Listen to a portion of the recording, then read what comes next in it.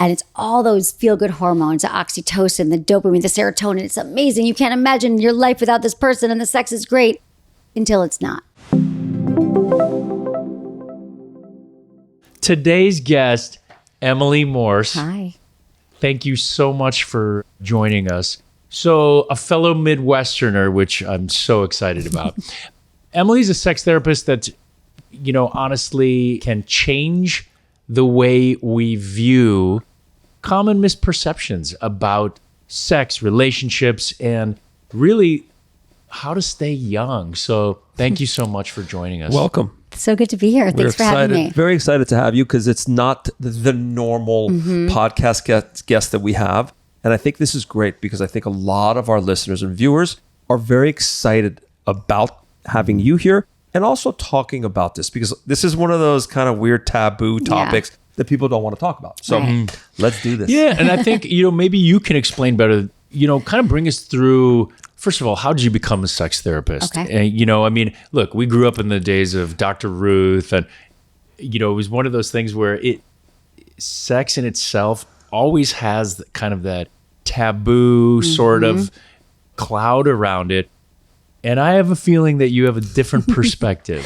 I do have a different perspective for sure. So, yeah, growing up in the Midwest, I did not have great sex education. No one really talked about it. I thought it was just me. But come to find out, it's not just a Midwestern thing.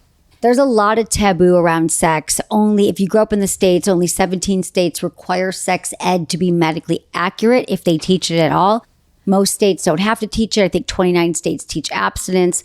So we're really starting behind when it comes to sex ed. And then you bring in cultural factors, religion. There is just so much shame and taboo around it. And, I've been doing this for 20 years. So how I started is I started a podcast 20 years ago in San Francisco, in my living room, because I was so frustrated that sex was not first, there was a few things. I was wondering why my partners, I was with men, why they always had a good time, why they always finished and I didn't. I was wondering why when you're in a long-term relationships, why sex just sort of wasn't as hot as it was at the beginning. I assumed that you just break up with someone when the sex wasn't great anymore. I didn't know that was typical and normal. And I just really wanted to know, where is all the information? So when I went searching, I found Dr. Ruth, who was a pioneer. May she rest in peace. She just passed a few weeks ago. But she was definitely one of these, I want to be the next Dr. Ruth. I want to be out there talking about sex. And so really, so I thought, I'm just going to start this podcast. I'm going to interview people about their sex lives and their relationships and see where it goes. And that's really how it launched. Because I thought, if I'm learning, let's all learn together. And then I realized after that first podcast that there was so much interest even back then.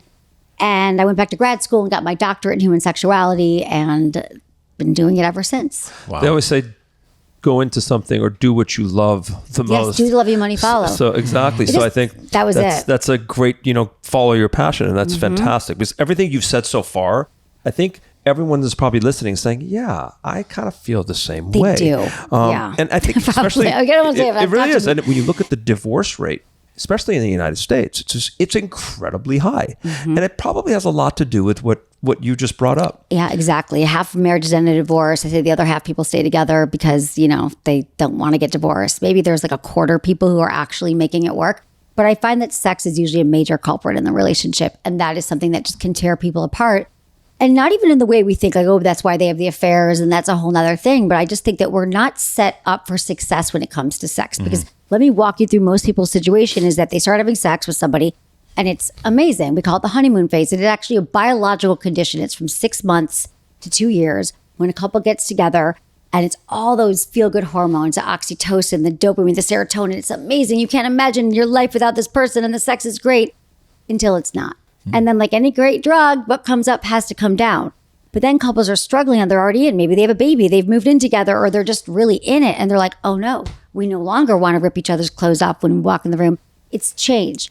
That's where I come in. That's where I try to come in at every stage, but that's where I find people a lot. They're like, now what? What do we do? Because we're not talking about it along the way. We're not giving people permission to say, let's talk about our sex life and feel safe talking about what would make it hot. How do we keep it interesting? How do we just talk about it in a real authentic way? It's interesting because there are multiple different platforms for teaching, right? I mean, a podcast is one, and we're hoping that we can essentially describe certain things and have people listen. Then, there's books.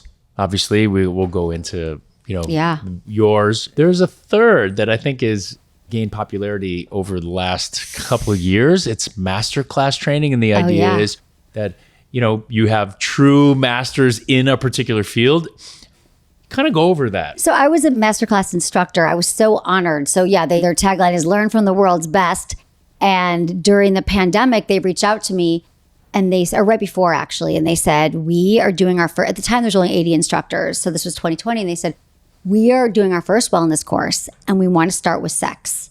And I was like, that's friggin' amazing. Because I'm like, you could start with yoga or breath work or qigong. But they thought we're going to go with sex because they understood that sex is an integral part of our overall wellness, which I loved. So I went in and did a masterclass, and it's been so exciting to be on that platform that, what I love is, number one, there is so much taboo. People hear what I say and they're like, oh, is she a prostitute? Is she just talking about blowjobs? Like there's such a misconception that sex is about your mental health, your physical health, so many things. So I love that.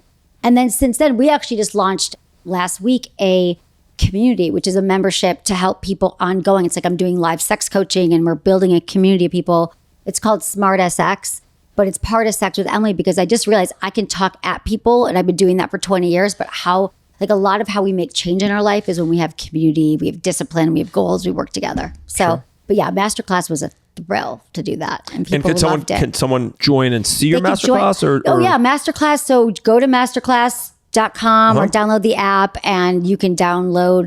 They have so many incredible instructors. Like if you want to learn about fashion, go to On One Tour. If you want to learn about politics, you can listen to, Bill Clinton. You can chefs that they have, what's his face? Oliver, Stephen, all the people writing. So but you can check out my masterclass. A lot of people have seen that. I've noticed I'm out in the world and that's people have really loved it. It's a great beginner course to how to communicate about sex, how to know your body, how to ask for what you want. A lot of what I do is permissioning.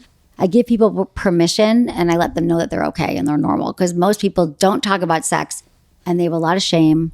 And they have a lot of stress around sex, a lot of trauma. And so I just try to make people, help people feel okay and, know that you're fine. And let's just get to the next level. Like, you're all fine. You're all normal. You're not weird for wanting this fantasy or as much sex as you want. And it's all okay. I agree with you about the Midwest. And you kind of think, that's just more the conservative traditional values and things like that. But it does span across the rest of the country. But, being a Midwesterner, I think about these things. Yeah. Why do you think there is that shame that's associated with the ability to converse with your partner who you should be able to talk to about anything, but for some reason we don't have that. Where do you think that stems I'll tell you, I think there's a few things. The first thing is we don't have great role models of people talking about sex. We've never seen anyone do that before. Like maybe we saw our parents talk about money or talk about negotiate where we should go on family vacation or we should move.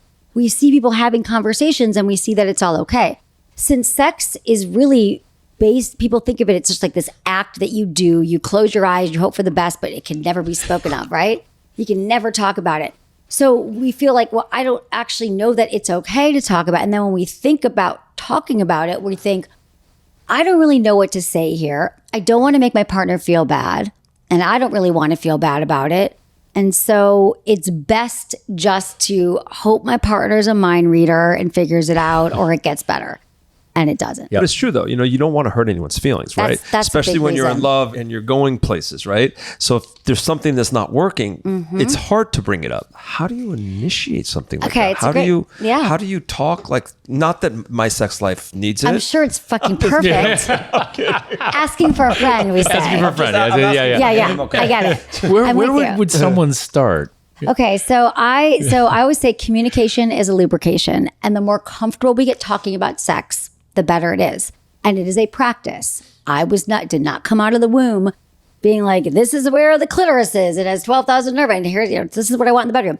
You have to practice it. But here's my 3 T's of communication to have any awkward conversation, but specifically sex. So here's your primer. It's timing, tone, and turf. And I'll give you some examples of how we're going to talk about it. So the timing is when you are not halt, that's hungry, angry, lonely, or tired. When you're hanging out with your partner, maybe it's date night, you're going for a walk, you're in a good place. You're not angry, you're not upset that you just got rejected for sex again, not you, but your friend. You're not like upset that something happened in the bedroom. You're like, hey, so that's the vibe, right? Sure. The tone is curious, compassionate, and chill. Okay. It's, hey, I realize that we've been having sex for a long time, but we've never actually talked about our sex life in a way that would really help us. Like, I think we could be such great. We could be such great lovers for each other. I want to be the best lover you ever had. We both want, don't you think we want that? And I always tell people to blame me. Say, I was listening to the Forever Young podcast. I heard Sex with Emily. She was saying this, and I realized that maybe that should be us talking about it. So just saying, like, and now I want to also say that you're probably like, what do you mean by that? Like, what? Are you upset? Are you mad? Like, people get defensive. They go into fight or flight if we've never talked about it. But that is the vibe. Like, let's come together and co-create a fabulous sex life. And then the turf is outside the bedroom. We don't want to have these conversations when we're in the bedroom. Let's leave that for sleeping and sex. And a great time is when you're on a road trip, because then you don't have to make eye contact. I'm trying to make it less awkward for people. Or you're walking and just, think about those times. And then that the conversation is like, we don't have to have all the answers now, but how could we be great? Like, maybe start with, what are the 3 most memorable times we've had sex with each other? Because then even just that could be like, oh, now I know that you liked this or that. And then you just keep talking about it. It actually can get really fun once we get over the stress and the shame around it. That's great. It's interesting that you say that, because obviously you've counseled, tons of people, right? Millions. How many conversations does that take for you to get over that hump? I mean, I'm imagining it's not your first conversation. It depends on the person. I mean, I know that because I have so many people I work with, and then so many listeners who are like, the reason why I do what I do and I get up every day and do this, because I hear back from my community who tell me that their sex life has completely changed. Their relationships have changed because they listen to the podcast, they listen with their partner. I mean, a lot of people, I didn't understand this early on, but this is a great tip, though. I have literally thousands of podcasts, probably 3,000 or 4,000 of them. And couples used to say to me, well, my partner and I we listened to like 12 episodes. We were driving cross country, or we were at it on at the house and we were just hanging out. And I was like, well, you listen to 12 episodes back to back. But because when you listen to my show, it's like it normalizes it. So it makes you comfortable. And then couples use that and they'll stop it. They're like, oh, what do you think about this? So I think if you have to indoctrinate yourself into a way of talking about sex that is sex positive, that is without shame, without blame. But yeah, I mean, listen, I hope it might not go well the first time. And because if you want to go deeper with this, it's because your partner, and I wouldn't say it's definitely along gender lines, they might not know what they want. They might know that sex isn't what it once was, but they don't know how to ask for it. Or maybe they do have some fantasy, but they're afraid you're going to judge them. There's a lot of, I call it the pleasure thieves, and that is stress, trauma, and shame. And those are the 3 things that are really keeping us from having these conversations. So you might not be able to do it that way if there's a deeper issue going on. You might need therapy. I'm a huge fan. I think everyone could benefit from therapy. But, just if it's important to you and your relationship, and I think pleasure is worthwhile pursuing, then you just keep finding a way to get through to each other so you can have that. I assume a lot of what you've already said to us and what we're going to talk about today is probably in your book. Yeah. And let's chat about your book a little bit. What made you want to write it, and when you wrote it, and kind of what the content is. The book is actually called Smart Sex: How to Boost Your Sex IQ and Own Your Pleasure. Yes. Which really is true, because if you ask somebody about sex IQ, they'd be like, what are you talking about? Yeah, I know how to have sex. Like, that's what they would say. But really, when it comes down to it, it's not true. It's being in touch with the other person's feelings and how to make them feel better. So much goes into it. So kind of bring us through your book. Okay, so my book, I started to write it a few years ago. It's my second book. My first book came out, I don't know, like 18 years ago. Oh, wow. But this book was about, I've had so many years of knowledge. I've said there's so many things that I've been doing. And I was like, I just got to write it all in one place. And then as I was writing it, I had this vision, and I thought, like, so many people come to me for like a quick fix because we don't talk about it. They're like, what's the quick tip for having better orgasms? And you guys talk about that too, like, make me look better. And you're like, well, one shot. I've got 2 days for an event. What's the magic? Yeah. Right. What's the silver bullet? And like, guess what? Like, but the thing is, like, with me, they're like, I want the position. I want the one thing to say. I want the one sex toy. I want the one loop. And I'm so sorry, but there isn't a magic bullet. Just to keep talking about it is going to help you there. But I was like, how do I get people to realize that this isn't just going to be a tips and trick book, like 60 positions to get her socks off, like Cosmo magazine? Although I could do that all day long. So I realized it is really about, and this came to me, it was like sexual intelligence. What is it? And you haven't heard it because I kind of made it. This is what I came up with 5 pillars of sex IQ because they all feel like it's our entire wellness is part of our sexual health. And so while the chapters are many split into positions, oral sex, anal sex, people love the anal sex, toys, masturbation, communication. At the end of the day, there are 5 areas, 5 pillars that are all going to contribute to your sex life and to being sexually healthy. And real quick, like they're embodied. So to kind of explain to you, it's like embodiment is the first one. Like, am I in my body during sex or have I disassociated, left the room? I'm thinking about a million other things. When we're not present in our body, that's going to impact our sex life, right? And then there's health. So our overall health. If I'm on a certain medication, if I'm on blood pressure medication, the birth control pill, antidepressants, like all of these things, we have to know that that's going to impact us. Or eating foods that don't make us feel good if we are, so you have to look at your mental health and your physical health. Then there's how well we communicate. There's how we feel about our body. That's confidence. I think that's a lot of our work overlaps there because people could get perfect beauty surgery treatment and they're like, I'm going to feel so much better. But a lot of it is an inside job, right? It's confidence. And then there's, acceptance and the knowledge, how well we know ourselves as sexual. It's all in the book, but how well we know ourselves and know what we like. And then communication is in there somewhere. So it's more like it helps people realize that there's a lot of work to do, not to stress people out, but you could troubleshoot for yourself. You could look at it and go, oh, I feel really confident.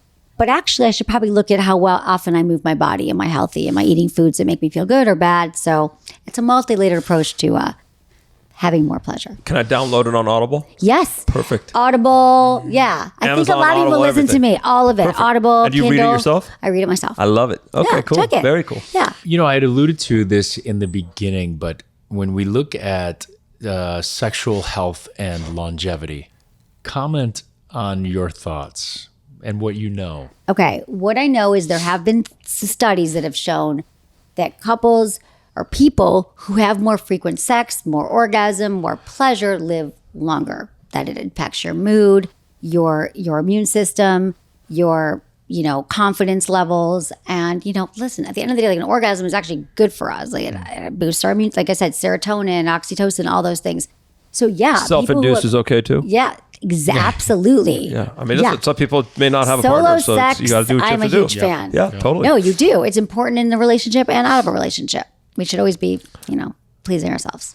That's a whole nother conversation. From a male's perspective, I'm envisioning that communication is probably the largest chapter. And it may not be. I'm just being facetious. But I feel like, men probably aren't the best at communicating. I'm just throwing a blanket statement out there. I'm imagining that obviously, when you said that's the first step is being able to effectively communicate. Now that's the difference. It's not just bringing it up; it's effectively communicating, and I think that's. And the communication chapter is massive. I mean, not only do I do timing, tone, and turf. That's like the top of the pyramid. I've got I have literally scripts.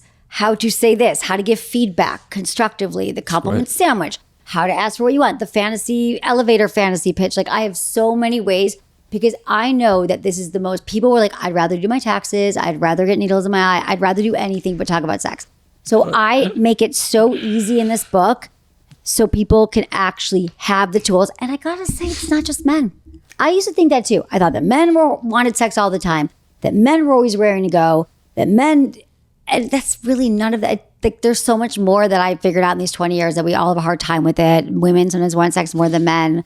Like it's not easy to break it down gender lines. Overly fascinating that you have had a podcast for 20 years. Now, again, I say it because obviously I'm much older than you and everyone else in this room right now.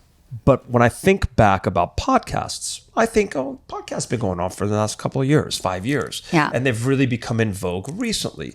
And also, I think back 20 years ago to now, demographics of people and the generations have significantly changed. Especially now that you have the advent of social media and everything is at your fingertips and you could get information at your fingertips. How do you think that's affected some of sexual health in general? Yeah, it's a great question. I mean, so it did start in 2005. It was the first month of podcasting. So I didn't know what it was going to be. I just knew that there was some anonymity with it. And I thought this would be a great way to have these conversations that are so hard for people. So yeah, I've watched it over the years. There wasn't YouTube, there wasn't Twitter, there wasn't Instagram when I started. And then I could literally just be sitting in my sweats doing a podcast. I didn't need any of this stuff.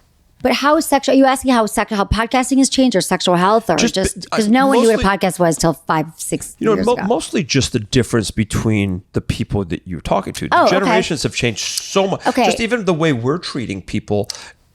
Beauty trends keep changing. How are the trends with sexual? Great question. So actually, at the core is the same. Like people still every day are like, how do I have this conversation about sex? Why can't I have an orgasm? Why do I have, mismatched libidos or desire discrepancy? Like the questions are the same, but how we treat it differently is that, okay, so if you want to get into like advancements, sex toys have come a long way. There's like Bluetooth sex toys that you can control from across, the world with somebody. There are some great like lubricants, because I think that lube is so underrated, like a lube on every nightstand. There's more wellness products for women now. A lot of sex toys at the time were made by men for women. Like now there's just been so much innovation in sexual health and wellness. There's apps, there's telehealth, there's definitely more podcasts and more information about sex. So that's a really good thing. There's dating apps that came across so people can have sex. They can order up sex anytime they want. The challenge is at the same time, at the rise of all this technology, we also have porn. Porn was available in our pocket. Now porn's been around. It's one of the oldest mediums, entertainment forms. The problem with porn is that now we got a whole generation of people who grew up on porn. And I don't knock porn at all. I think porn serves its purpose and porn can be a really good time. Except for when you think that porn is actually an accurate depiction of sex. Mm-hmm. And learning to have sex by watching porn is like learning to drive by watching Fast and the Furious. Like that is not accurate. You shouldn't act. There's no, so I shouldn't have done that, huh? Yeah. We're here to unlearn. So there's a lot of unlearning, but now also how it changed, I can have a community of people now talking to every day. Like I have much better ways to talk to people, but the bummer is I wish that we had all come a long way, but every day, even I have young people graduating from high school now who go to great schools and they have information.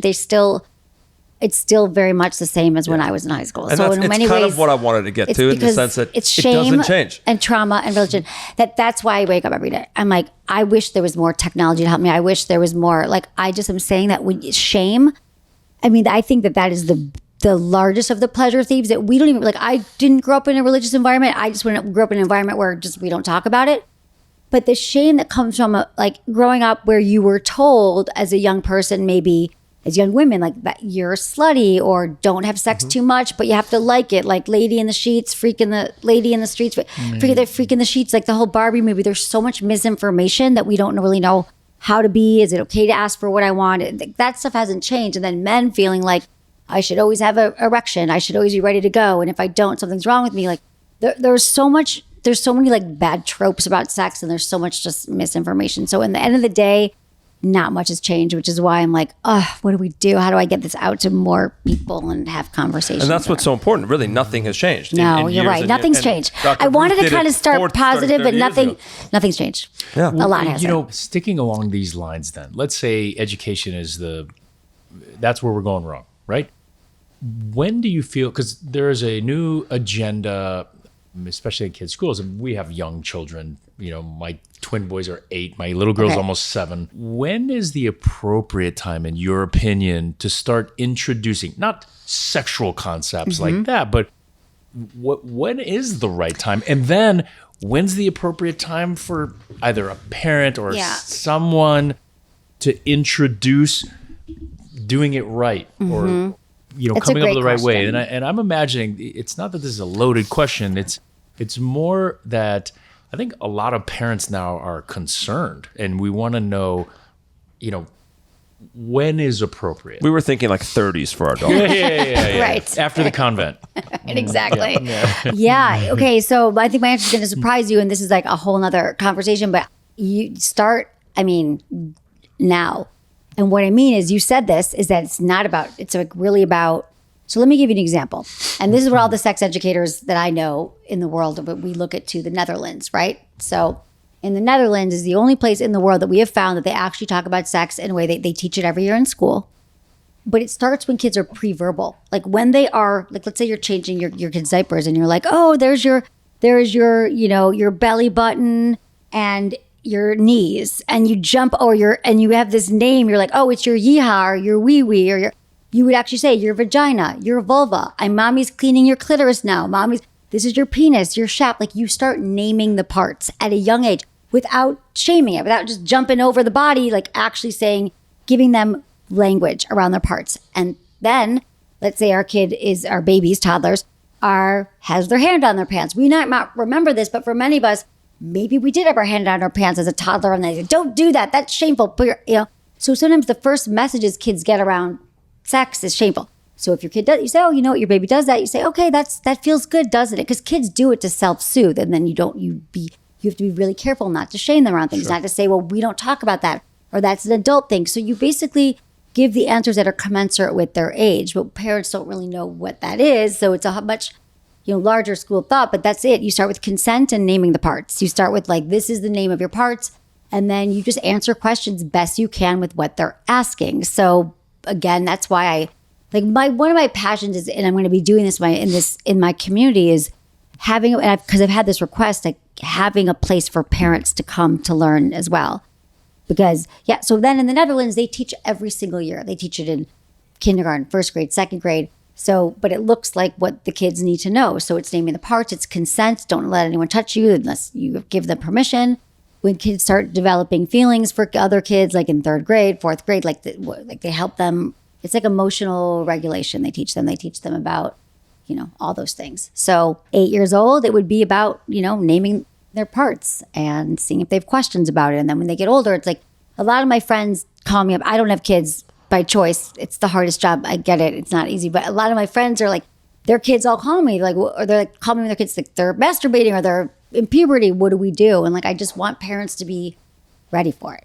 Yeah. So you got to just name it. Hey, I know I didn't have a lot of education either, but I want you to have a different upbringing than I do and not be shameful around sex. And so you might start having wet dreams. And just explain it to them. I feel awful now because I kept telling my wife, why are you telling her to call it vagina? I mean, when I'm in the middle of, Macy's and she's like, my vagina. And I'm like, oh my God. But I guess it's okay. She's being expressive, so it's okay. And, See what I mean? Because there's days ago. But see, that's the shameful part. We don't think You're just let to do that. Yeah. You got to say my vagina. Like you could say, I have to go home and it's so hard. You could say, yeah, I hear you, honey. We'll talk about when we get home. Like I'll help you. We'll help you with that. But that's she could have said my vajayjay. No, and that would have been weird. That would So no, agreed. Yeah. It's so subtle, but we just start to notice ourselves when we might be doing something that's going to set our kids up to feel more shame. And outside of the book and the podcast, you do one-on-one counseling for people? I don't do that anymore. But here's the thing with this Smart SX membership that we just launched. The purpose of it is I'm bringing in coaches and I'm bringing in other people that could help. Because so much about like growth and changing. Think about anything in your life. If you want to run a marathon, grow your business, you get someone to help you and keep you accountable. And so through this membership, we're going to be having people that can help, and I'll be doing smaller groups and just working with people online. That's great. Yeah. Amazing. I love it.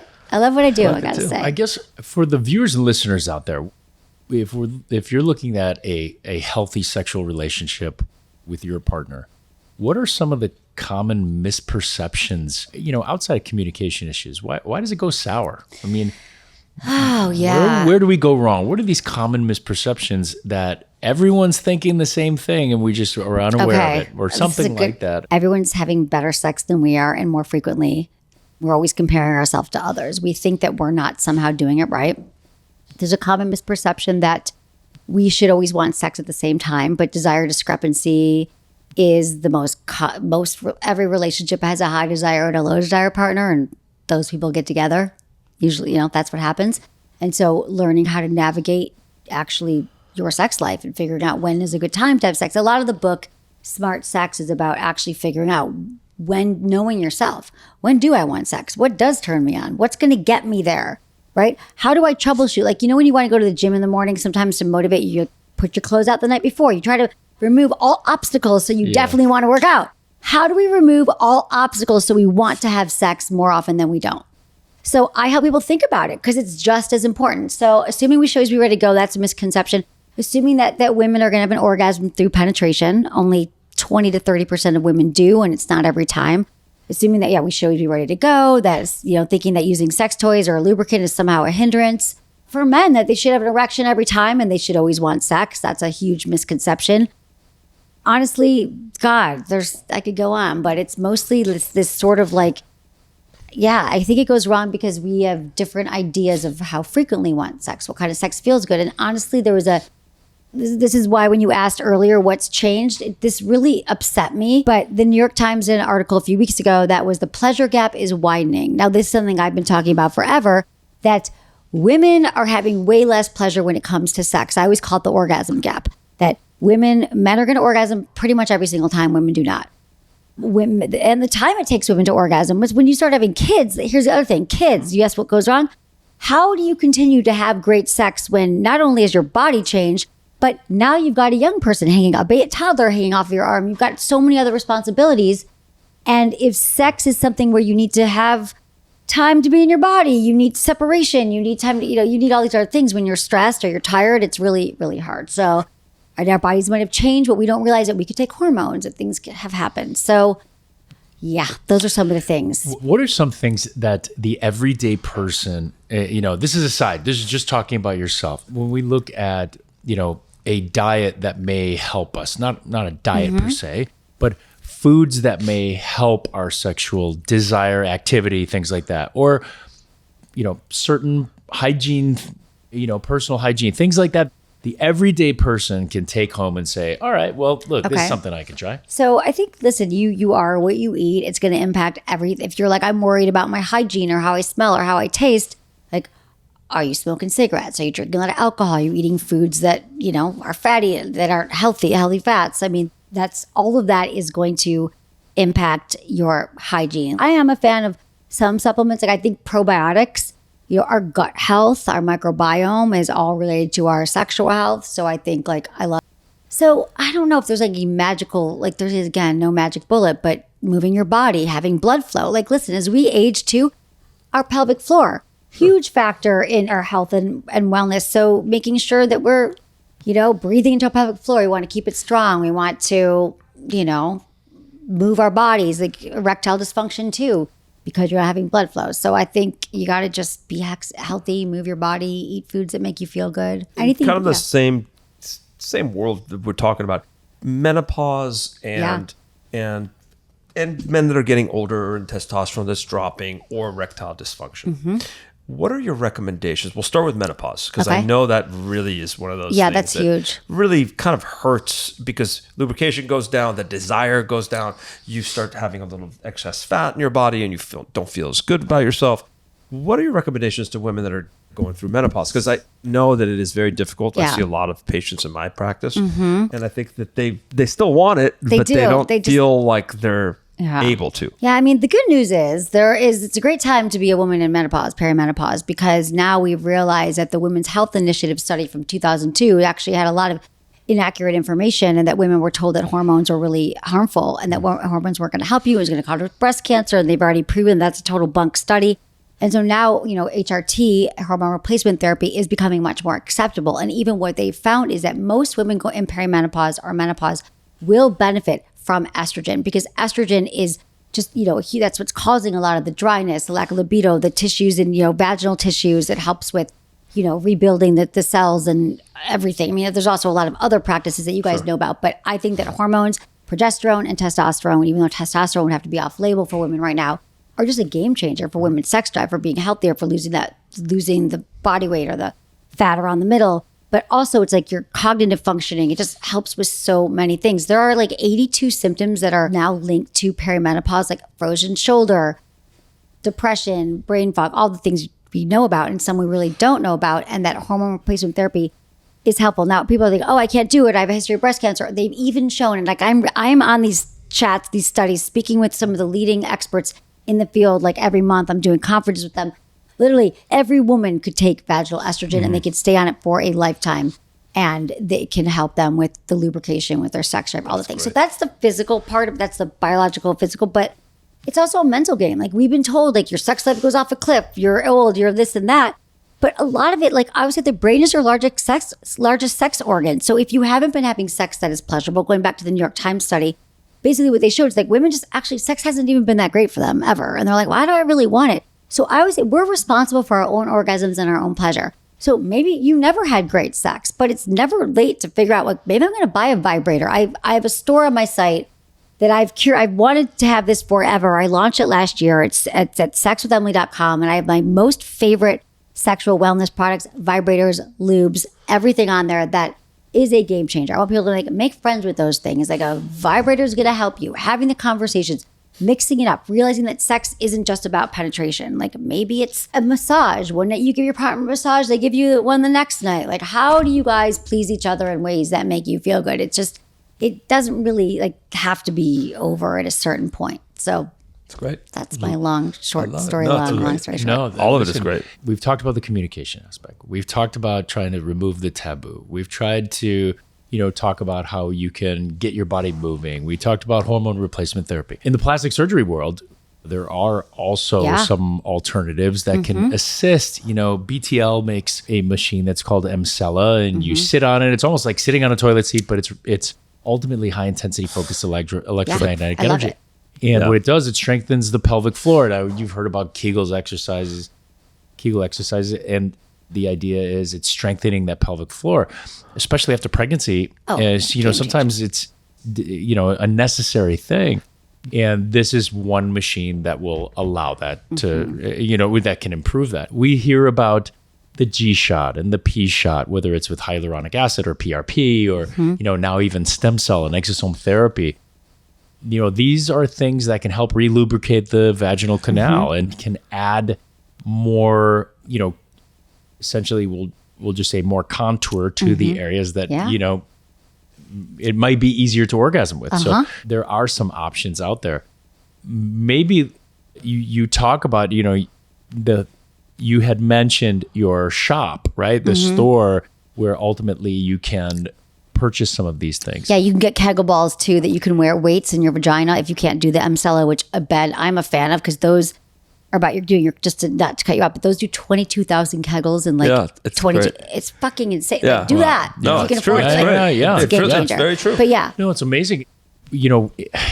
Same thing. I think like when you start talking about sex toys and things like that, there's that taboo and shame, that portion to it. What are your recommendations for someone who just starts? I mean, they say, all right, what's your first recommendation? Oh my God, for a toy? Weights. It's so hard. It's like choosing my favorite child. But what'd you say? What? You said the weights, right? The weights. Oh, the weights are great for strengthening. So the weights, listen, when I first got because again, I've had you guys probably get a lot of great products sent to you to try. I get like sex toys and lubes, like 20 pounds a week delivered to my office. We definitely don't get those. I'm going to have a gift bag being dropped off for you guys. That wasn't prepared. But I would say for women, definitely get a pair. I would wear them to the gym. I used to wear them to when I was hiking. You just wear, like they literally, because you are actually strengthening your pelvic floor just by wearing them around. So I love that. Okay. And you do, like, it is like any other muscle. It's going to atrophy. It will. It's not going to be as strong over time, no matter what. So that is really helpful. But for couples, like I have so many great couples toys that you could check out. There's like, for men, there's like masturbation sleeves. I know you're like, I have my hand, but you could use these vibrating sleeves. A couple's toy would be also like a vibrating penis ring that you could wear during sex that also vibrates on the clitoris. There's one, and I think a lot of them are like, they are multi-use. So we all are covered in nerve endings that feel great when stimulated with something vibrational. So I love anything by Jeju brand, Jejoue. But if you just literally go to sexwithemily.com and it's the shop Sex with Emily site and you look at like couples toys, women, men, you'll see it all. Amazing. It's not overwhelming, just the ones that I know and love. Seems like we're going to definitely have a second podcast because there's way too much information here. Yeah. With all that you've done in the past. Yeah. Right. So, I mean, from thousands of podcasts to the masterclass to writing 2 books, what's on the horizon for you? It's a great question. Honestly, it's a pleasure revolution. And in some ways I feel like I'm just getting started. So I'm doing a lot more. I'm really passionate about sex education. So this Smart SX membership that we just like literally launched last week has been a passion project of mine because it's for everybody. And it's a way to bring people together and have a much louder voice. So it's like I can see what everyone wants. And then I know we're going to build out subgroups for parents, for kids, for moms, non-monogamous moms, like people who want to explore kinky, all the things.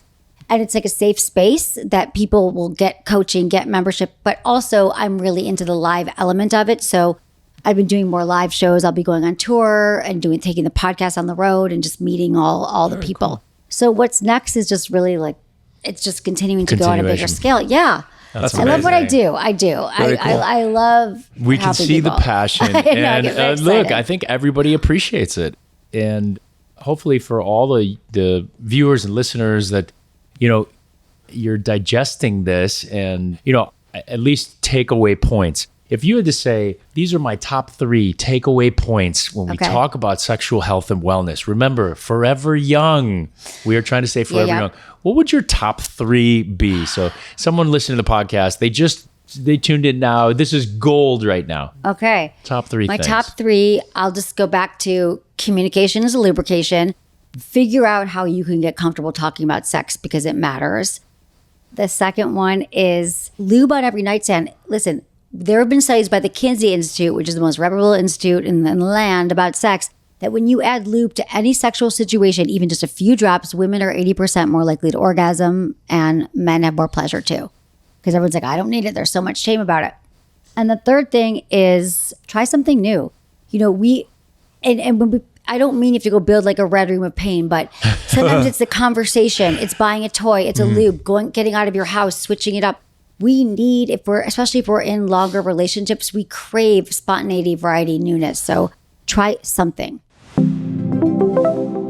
Tune in to watch more videos just like this one. And I would say that, it's honestly better just to be naked, take everything off, take the bra, take the underwear off, like let them look, because I had a patient who was wearing her bra, because most people do, but I moved over the bra strap and she had a little superficial basal cell.